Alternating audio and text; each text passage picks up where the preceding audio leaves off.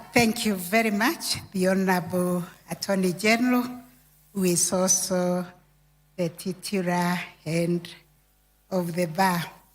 Your Excellency, the President of the Republic of Kenya, and Dr. William Samoei Ruto, allow me, for the interest of time, to abide by all the protocols that are being established and say that I recognize all the distinguished participants here this evening.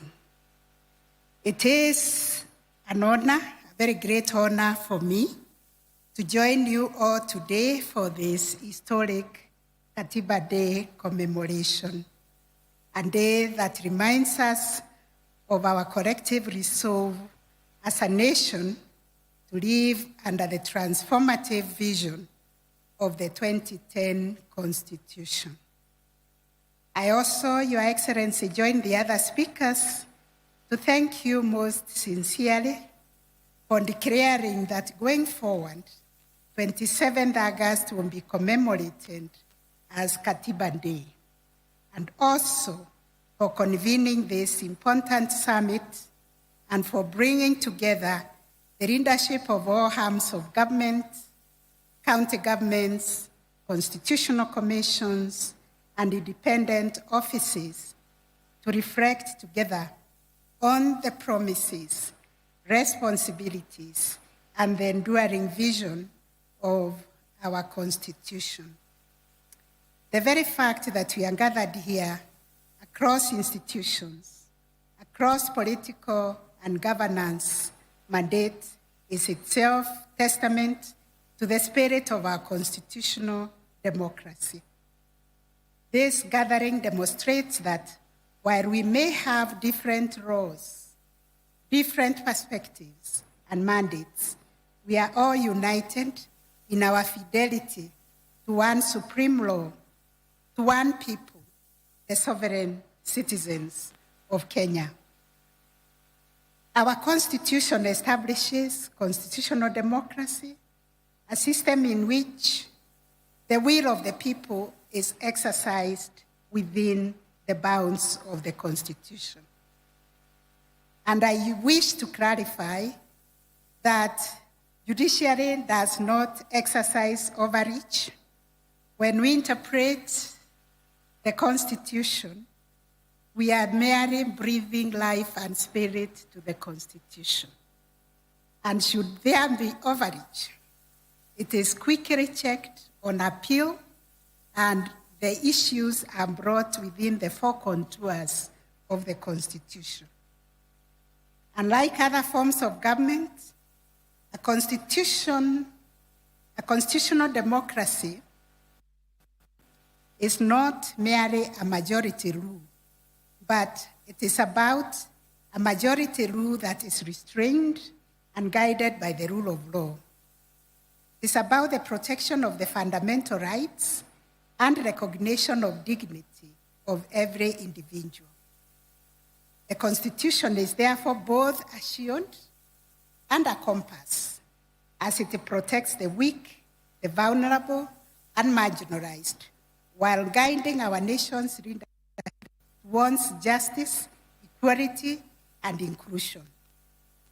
The constitutional promise of national cohesion and prosperity cannot be secured by political or economic power alone.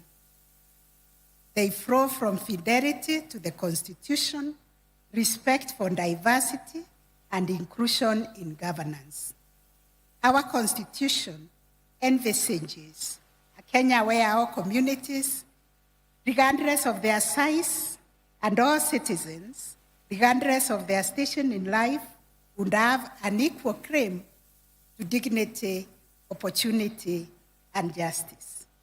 Going forward, I hope this discussion we are having today can take part in all our counties, in all our constituency, in all our wards, in all our families, so that Kenyans can embrace constitutionalism, they can internalize the Constitution, they can own and they can claim the rights that are enshrined in the Constitution. because when we uphold the Constitution, we nurture cohesion, and in turn, cohesion turns and becomes the fertile soil upon which peace and prosperity of our nation will grow. It is important to use this Katiba Day commemoration to reaffirm the fact that the heart and soul of our constitutional democracy are strong, independent, and accountable institutions. These institutions are designed not to operate in isolation, not to serve themselves, but to serve fleeting interests, but not also to serve fleeting interests, but to serve the people of Kenya. Every decision we make, be it in the judiciary, in the executive, or in the legislature, the question we must ask is how it impacts on Kenyans and how it promotes the spirit of the Constitution. The judiciary, in particular, occupies a unique place in this framework. It is the guardian of the Constitution, the arbiter of disputes, and the protector of our rights. The judiciary that is weak, a judiciary that is captured, a judiciary that is beholden to any authority cannot fulfill this mandate. One article of the Constitution that I celebrate every day is Article 160 that proclaims this independence and directs that judiciary or judicial decisions cannot be influenced by anybody or any authority. Therefore, an independent and well-resourced judiciary is not a privilege of judges.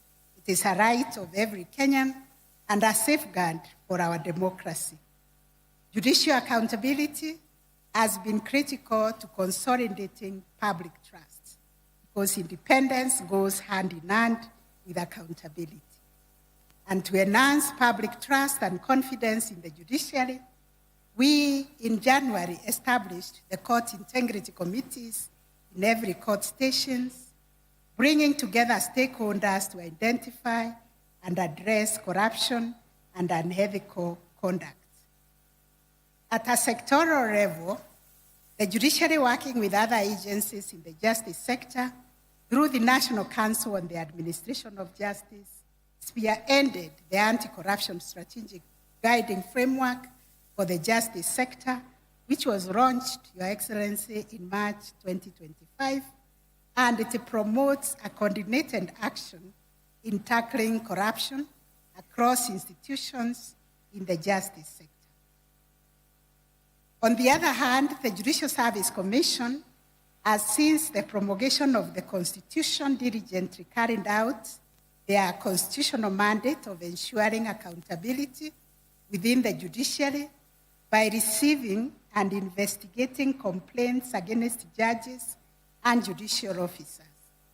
To date, the Commission has processed a total of 946 petitions against judges, reflecting the seriousness with which it treats public grievances and the commitment to upholding integrity in the administration of justice. 4 judges have been removed from office over this period.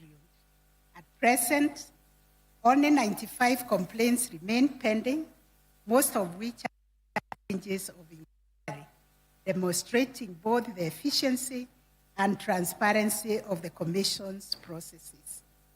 In addition, 210 judicial staff have been dismissed from service after due process as established misconduct on their part, which is also a clear signal that ethical lapses within the institution will not be tolerated. These figures illustrate not only the robustness of internal accountability mechanisms, but also determination of the Judicial Service Commission to maintain the highest standards of professionalism and public trust. Your Excellency, distinguished participants, democracy thrives when institutions play their constitutional roles faithfully. The executive and legislature embody the majoritarian principle reflecting the will of the majority. The judiciary embodies the counter-majoritarian, ensuring that constitutional limits are respected and that rights of every individual, including the rights of the minority, are protected. I must emphasize this balance is delicate but essential for accountability and proper governance. If the judiciary were to come under the control of any authority, or if its independence is compromised, the safeguard against abuse of power would collapse. That is why the judiciary's independence is not negotiable. It is the very backbone of our constitutional democracy. The drafters of our constitution envisaged a government of separate but independent institutions.